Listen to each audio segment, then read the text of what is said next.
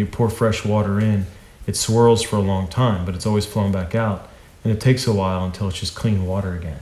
Do you see? That's essentially what you're doing through spiritual reading and conferences.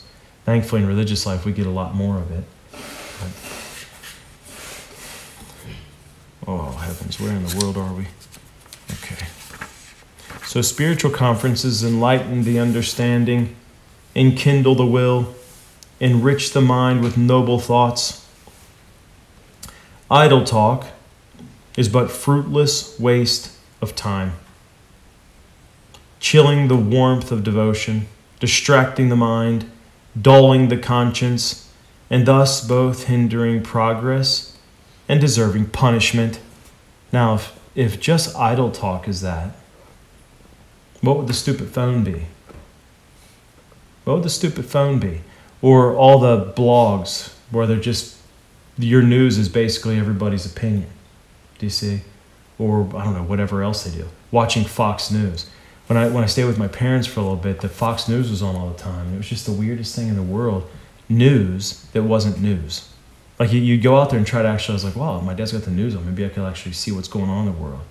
And you just have these ladies dressed inappropriately in like solid colors, sitting in between two men talking about the news. It's like, this is weird. But no, nobody thinks it's weird. That's the way you do news today. So it's just entertainment. Like you can't even get the news.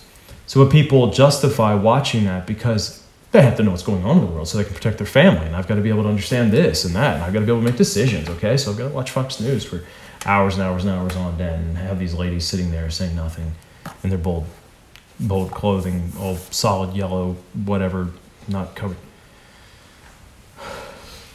So if idle talk is but a fruitless waste of time, chilling the warmth of devotion, distracting the mind, dulling the conscience, and thus both hindering progress and deserving punishment, what about all the other stuff everybody does? See, that's why we have to fight against it. People don't like it. They get mad at you. Even the conference we just put out on purity, they're all calling me a 𝐂𝐃ℎ now, and they keep saying, well, God said we have to be... See, I'll have to give them the quote from the Council of Trent, let them know, and maybe St. Paul and things like that. So, people. As for reading, it should in general be of such sort as may react profitably upon our prayers. So, Lord of the Rings. It's super Catholic. It's super Catholic, but does it help you with your prayers? Do you see? I mean, does it help you with your prayers? And that, again, I'm not saying I'm not trying to. That super duper Catholic book. I'm not trying to say anything about it. I'm not trying to take away or detract at all from its deep theology. But I just wonder, by reading it, does it help? Does it help profit prayer? And that's really the question that has to be added or asked when we take on these kind of different books that we want to read. Is it profitable to prayer? Doesn't matter if it's super duper Catholic with a mega profound theology like Lord of the Rings, but is it profitable to prayer?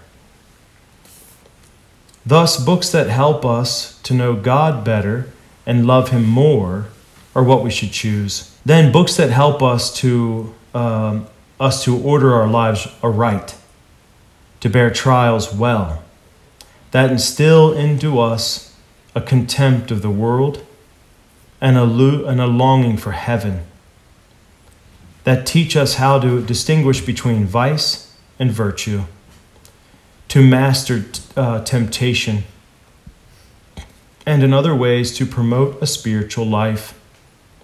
Of such should our main reading be formed. Prayer should frequently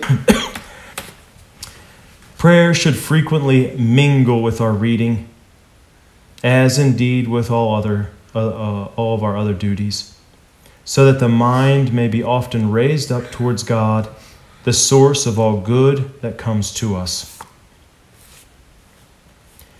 Our intention should be directed at one time for God and another towards God.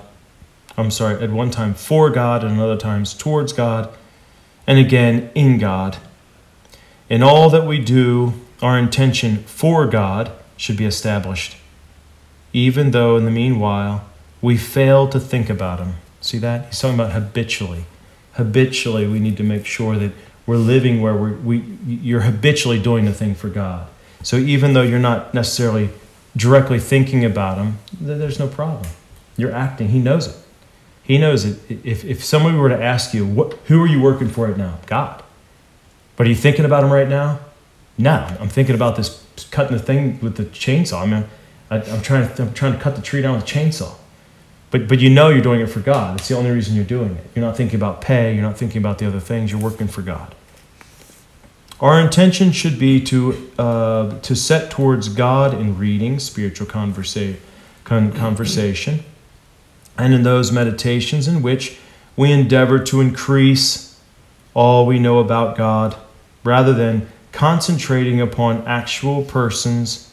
Concentrating upon the actual person of our Lord.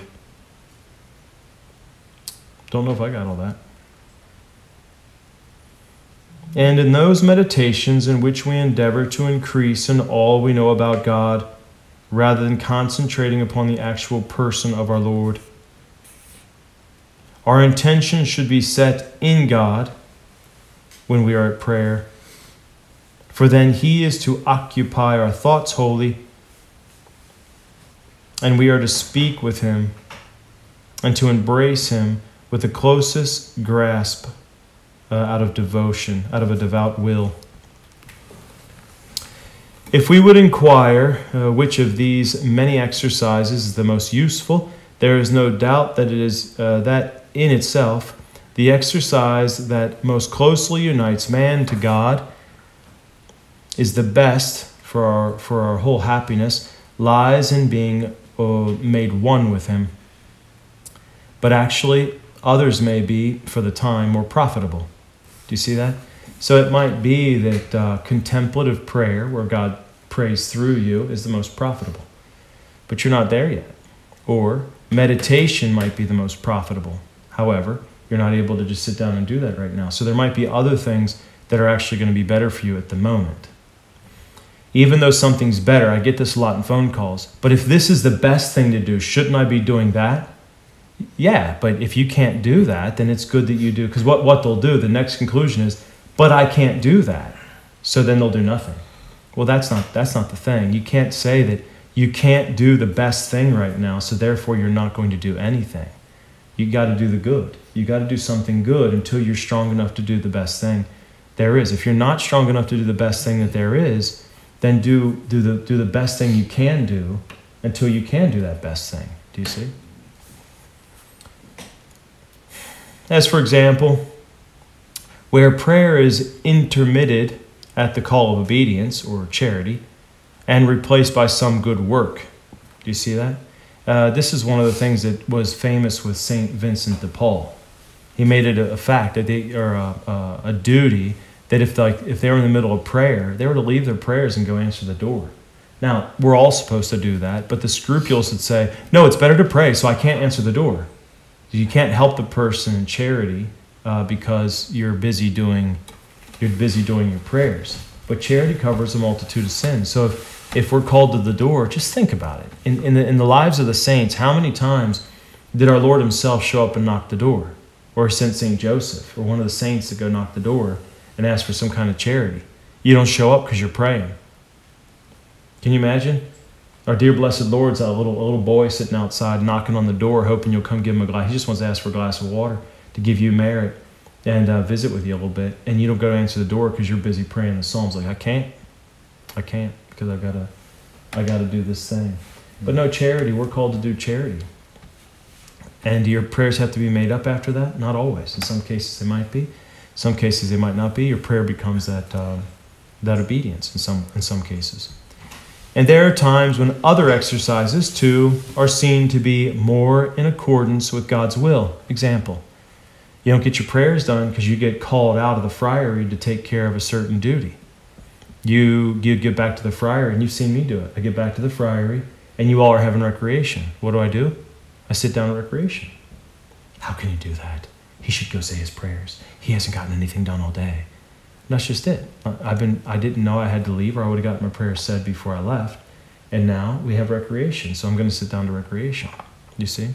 I've watched too many religious out all day long, get back, abandon the rest of the community, sit in the chapel, and just rush through all their prayers and then have to go to bed late. God doesn't want that. He wants us to have an ordered life. Our prayers are part of our ordered life. Do you see? We're not to be scrupulous about these things. We're to do the best we can. If we foresee that we're going to be called out of the friary all day long and we can get our prayers done before we go, that's what you do. If you have no idea and you get pulled out because of an emergency, you pick your life back up where you're at. You try to do your emergency as prayerfully as you can, and you pick your life right back up wherever you were when you come back. If you come back and it's like a work period, you don't just start working, you go say your prayers. You've been working all day. But if you come back and it's like in between, like you're having dinner or recreation, two things that are important for a well-balanced life. Do you see? They're also acts of community. Then you would do those things, not just take the higher ground, say, I have to say my prayers, so I will not be able to join in recreation. I'll be going to that principle I'm giving you is based on a priest's duty to say his breviary. Okay. That's in the moral books, because it's a grave obligation to say the breviary. Mm-hmm. And so that principle comes from that. Mm-hmm. He's not going to go and now slave away, get to bed late, have another emergency happen tomorrow, be in the exact same. He won't be able to. He'll lose his vocation eventually. Mm-hmm. There has to be balance. And God doesn't want you. He wants us to understand, what are the prayers for? They're to sanctify us and be serving the church. Well, what if you get called out and you have to serve the church and you can't get your prayers done? Do you see? You have to understand things according to what they are, and not just according to a bunch of laws and rules and stuff like that. The praying the breviary is a service to the church and to our own souls. So when a priest comes back and he can't get all that done because he just gets called away all day, but he's a religious, he can come right back into, he should be in the car praying and whatever else, and as he's out and trying to, but again, all the circumstances are different, but I'm just picturing end of day, recreation, like a little snack or something for dinner. Well, no, he probably deserves all those things, because if not, you just get worn down, and then you start to actually begrudge the fact that you never get recreation, you never get to eat anything, you're always busy, you never have a single moment for anything. There's no balance. Mm-hmm. Church doesn't want that. I mean, any good mother doesn't want that. You can see it and see, this doesn't make sense. This isn't sustainable. Do you see? And that's one of the ways to look at it. But you have to be guided. Your conscience has to be formed through the moral books and through the catechism and through understanding all of it. We can't just sit around and like say, well, it seems to me, and I can say this, and then I'll come up with that, and here's my answer. That's not the way we do things. You have to do it based on a well-formed conscience. You see? Any questions? Nobody cares. Okay.